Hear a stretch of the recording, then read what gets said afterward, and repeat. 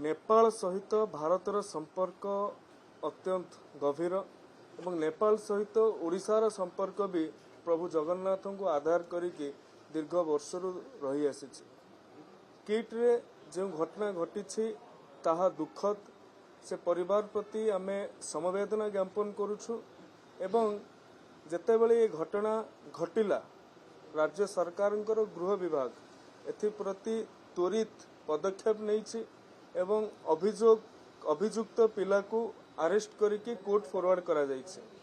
ता सहित जे मृतक अछंती तांकर जो लैपटॉप ठारू आरंभ करके नोट पर्यंत मोबाइल पर्यंत ताहाकु सीज करा जाइछे।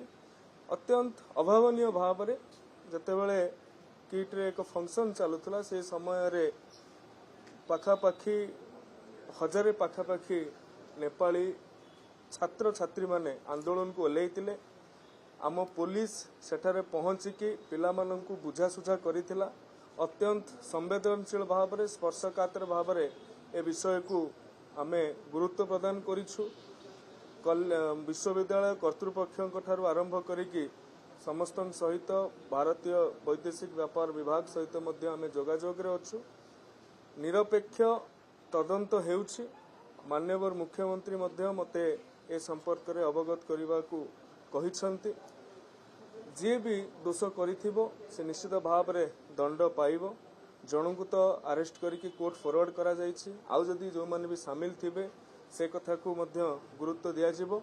एवं जो भली भाव में कटक रेल स्टेशन रे गोटे अभावनीय कथा घटिला जो पिला माननकु विशेषकर नेपाली पिला माननकु साइन डाय करागला बोली कहिबाटा भी ए कथा को राज्य सरकारंकर हस्तक्षेप परे विश्वविद्यालय कर्तृपक्ष फेरई नहीं एवं से गोटे सर्वसाधारण गोटे अपील करिसंती जो नेपाली छात्र छात्री माने अछंती से माने पुनश्च फेरी आसंतु।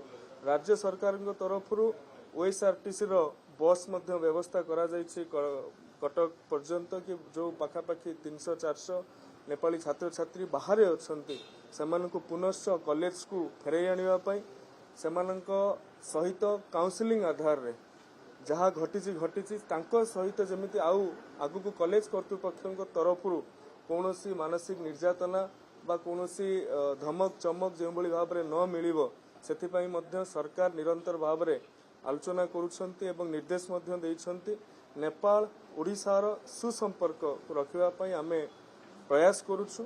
ये जदियो एक बेसरकारी विश्वविद्यालय आमर ता उपरे विशेष नियंत्रण सेमिति नाही तथापि ये जेहेतु गोटे स्पर्शकातर घटना राज्य सरकार यह गुरुत्वर सहित निरपेक्षतार सहित विचार कर।